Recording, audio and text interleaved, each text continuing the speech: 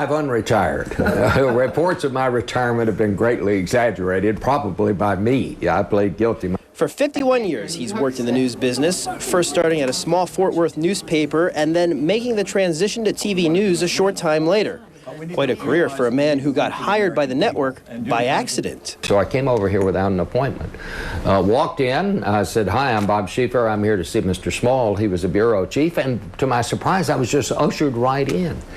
Well, as it turned out, what I had done is I'd walked in on someone else's appointment. When I said I'm Bob Schieffer, the lady got me mixed up with with another reporter named Bob Hager, who worked at the local NBC station. So I walked in on his appointment and got hired. Following the resignation of Dan Rather, Schieffer served as interim anchor of the CBS Evening News, actually growing the ratings of the evening newscast. Now, with Katie Couric's future with the network up in the air, it seems CBS isn't quite ready to part ways with him just yet.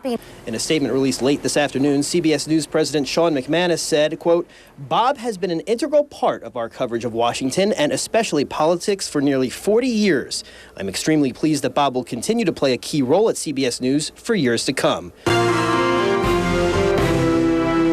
In what capacity still remains to be seen. As for who he'd like to see replace him? Oh, I wouldn't. There are a lot of good ones out there, but maybe some of them I think are really good. I don't want them to know about it. They might come over here and try to get the job. That's perfect. Thank you, Bob. I appreciate you taking the time. Maybe even Dan Schutte, who knows? Tomorrow night on 19 News Nightcast, we'll get Bob Schieffer's analysis on the primaries and also on the changing face of Virginia politics. Live in the Newsplex, Jeremy Settle, 19 News Nightcast.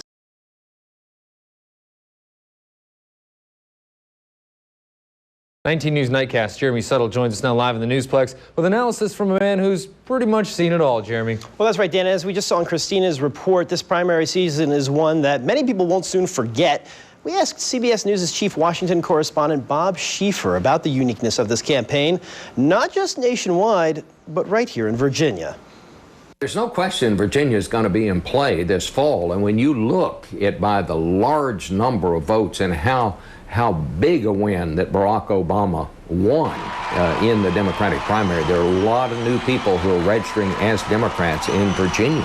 This is going to be, I think Virginia is going to be very much in play this time. And, you know, at the end of the election night, you may well see for the first time that Virginia has a Democratic governor and 2 Democratic senators. Now, we'll find out. But it's been a long time since anybody even thought that was a possibility. That influx of voters happening not just here in Virginia, but nationwide, leading up to an interesting dilemma on the Democratic side. How exactly does the party figure out who gets how many delegates seated? Well, I think one thing the Democrats can do is figure out some way to come up, to find a way to select their delegate that people can understand. I mean, this is like looking at the directions of putting together a computer or something. When you start looking at the Democratic rules, and in some of these states where there was proportional representation, it's like trying to figure out your income tax.